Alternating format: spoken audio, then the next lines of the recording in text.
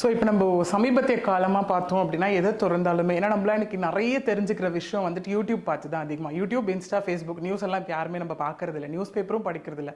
அப்படி பார்த்தோன்னா ஒரு டாக் ஆஃப் த டவுன் டாப்பிக்காக போயிட்டு இருக்குது ஜெண்டர் ரிவீலிங் சரியா தப்பா அப்படி தான் போயிட்டு இருக்கு. ஓகேங்களா?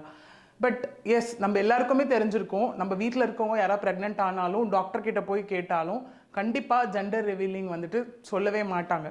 விச் மீன்ஸ் ஏன் சொல்லக்கூடாது அப்படின்னா ஆஸ் பர் லா என்ன அப்படின்னா என்ன குழந்தைன்னு சொல்கிறவங்க மேலேயும் ஆக்ஷன் எடுப்பாங்க, என்ன குழந்தைன்னு தெரிஞ்சுக்கணும்னு நினைக்கிறவங்க மேலேயும் ஆக்ஷன் எடுப்பாங்க. எதுக்காக இந்த சிஸ்டம் கொண்டு வந்தாங்க அப்படின்னு பார்த்தோன்னா ஒரு காலத்தில் பெண் பிள்ளைகளாக இருந்தது அப்படின்னா உங்களுக்கு கருவிலே வந்துட்டு அவங்கள அழிச்சிருவாங்க, தட் இஸ் அபார்ஷன். அந்த விஷயம் ஜாஸ்தி ஆகிட்டே போயிட்டு இருந்ததுனால இந்த ஆக்டை வந்து கொண்டு வந்தாங்க. ஓகேங்களா?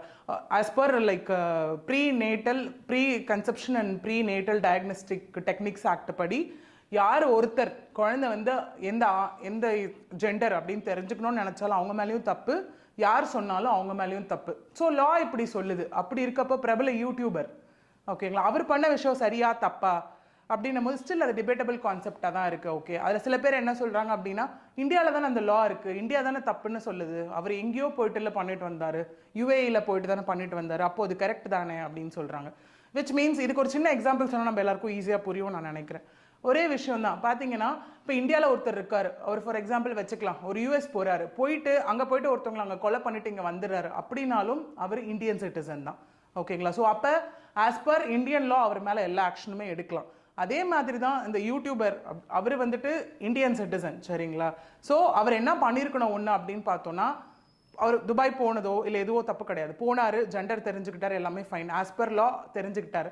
அது அவர் கொண்டு வந்து சோஷியல் பிளாட்ஃபார்மில் வந்துட்டு அதை ப்ரொஜெக்ட் பண்ணி எல்லாருக்கும் ஒரு விஷயத்தை கொண்டு வந்தது தான் பெரிய தப்பு. அதுதான் கான்ட்ரவர்சியாக வந்துட்டு இப்போ ஆயிட்டு இருக்க ஒரு விஷயம். ஓகேங்களா? சரி, லா தப்புன்னு சொல்லுது, எல்லாமே ஓகே, அவர் மேலே என்ன பனிஷ்மெண்ட் பண்ணலாம், அந்த மாதிரி பர்சன் மேலே என்ன பனிஷ்மெண்ட் பண்ணலாம் அப்படின்னு எல்லாமே பார்த்தோன்னா அதுக்கும் நமக்கு லாஸ் இருக்குது. விச் மீன்ஸ் ஐடி ஆக்ட் எடுக்கலாம். ஓகேங்களா? இப்போது யூடியூப் இப்போ எல்லாருக்கும் நம்ம பார்த்தா தெரியும் அவரோட பர்டிகுலர் சேனல்லேருந்து அந்த வீடியோ வந்து ரிமூவ் பண்ணிட்டாங்க. விச் மீன்ஸ் ஆஃப்டர் யூடியூப் வந்து அவருக்கு நோட்டீஸ் அனுப்புனதுனால ஓகேங்களா இந்த மாதிரி நீங்கள் வந்து பப்ளிஷ் பண்ணக்கூடாது, which is against the law of India அப்படின்னு சொன்னதுனால.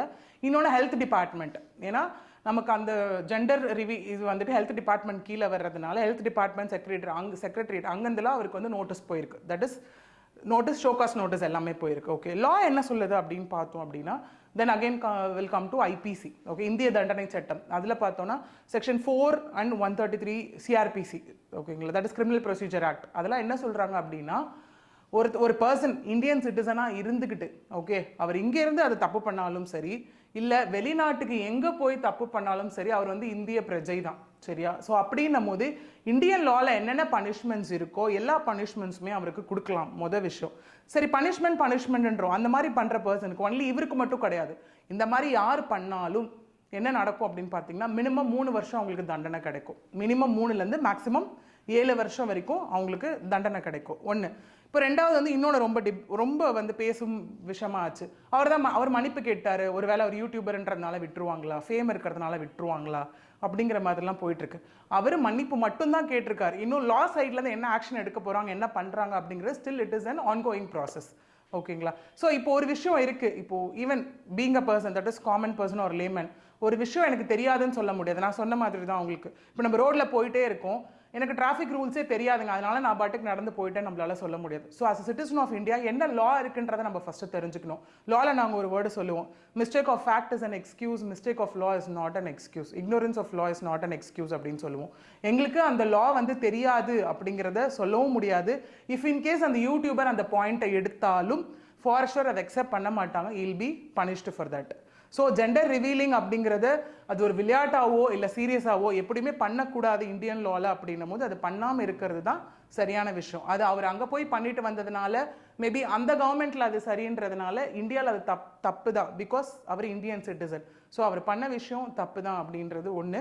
ரெண்டாவது, அவருக்கான லீகல் ப்ரொசீடிங்ஸ் வந்து போயிட்டு இருக்கு, சைட் பை சைட் போயிட்டு இருக்கும் போது இந்த லாஸ் இதெல்லாமே வச்சு chances are there that will be punished with that.